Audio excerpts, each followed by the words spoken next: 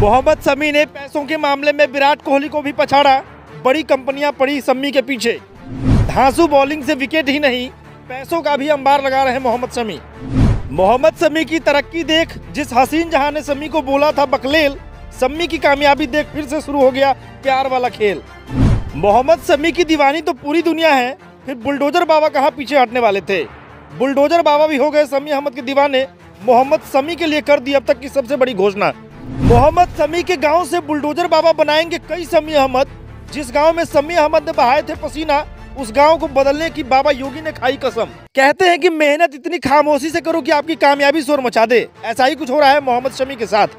शमी के प्रदर्शन के चलते उन पर पैसों की बारिश होने लगी है। खास बात यह है कि विराट कोहली से ज्यादा अब शमी के लिए ब्रांड्स पागल हो रहे हैं। कंपनियों के बीच उन्हें अपना ब्रांड एम्बेसडर बनाने की होड़ मची हुई है। इसी वर्ल्ड कप के दौरान उनकी एंडोर्समेंट फीस में 100% यानी दोगुने का इजाफा हो चुका है। इसका मतलब अब यह है कि उन पर लगातार पैसों की बारिश होने वाली है और हो भी रही है, और आने वाले दिनों में ये और बढ़ने वाली है। विश्व कप में घातक गेंदबाजी से विरोधी टीमों में खलबली मचाने के साथ ही ब्रांड की दुनिया में भी हलचल मचा रहे हैं शमी अहमद। जी, 4 महीने पहले जब मोहम्मद शमी गुड़गांव में एक हेयर रेस्टोरेशन यानी नए बाल उगाने वाले क्लिनिक से बाहर निकल रहे थे, तो चौड़ी सी मुस्कुराहट उनके चेहरे पर तैर रही थी। और वो तैरती भी क्यों नहीं, अपने ही गेंदों से दुनिया भर के बल्लेबाजों में खौफ भरने वाले शमी अपने सबसे बड़े डर यानी गंजेपन को क्लीन बोल्ड कर चुके थे। माथे तक पहुंचते घने बालों के साथ अब शमी ब्रांड की दुनिया को अपनी धुन पर नचाने के लिए तैयार हैं। कम से कम उनके हाव भाव तो यही बता रहे हैं। उस समय प्रायोजकों ने बेशक उन पर ध्यान नहीं दिया हो, मगर अब उनके आगे विज्ञापन प्रस्तावों की भरमार लगने वाली है।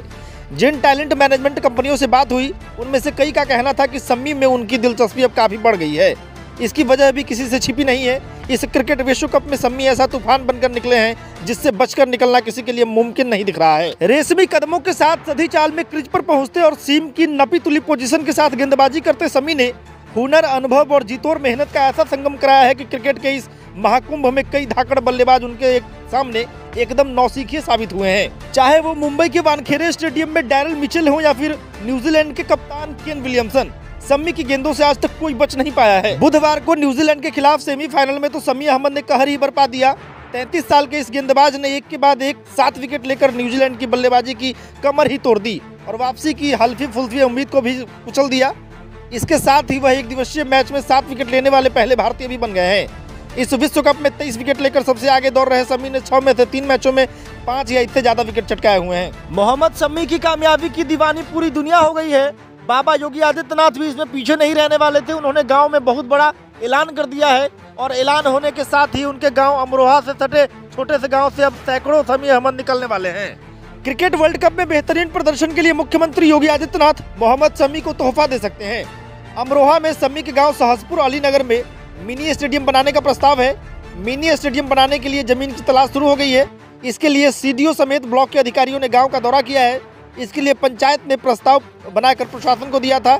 मिनी स्टेडियम की खबर से ग्रामीणों में खुशी की लहर है।